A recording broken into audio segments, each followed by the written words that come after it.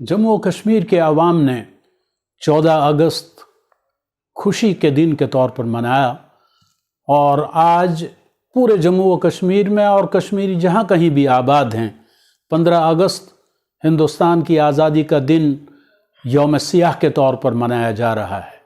इस बुनियाद पे कि हिंदुस्तान ने वो मजालिम रवा रखे हैं जम्मू व कश्मीर के अवाम के ख़िलाफ़ कि तारीख़ में कहीं ऐसा जुल्म नज़र नहीं आता।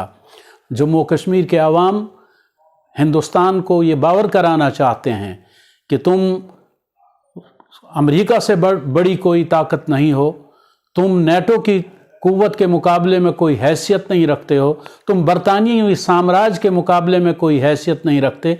उनको भी बिलाखिर हिंदुस्तान को छोड़ना पड़ा, अफ़गानिस्तान से निकलना पड़ा, वियतनाम से जाना पड़ा और बिलाखिर तुम्हें भी हिंदुस्तान तुम्हें भी जम्मू व कश्मीर से निकलना पड़ेगा और तुम्हें जम्मू व कश्मीर के आवाम को आज़ादी देनी पड़ेगी।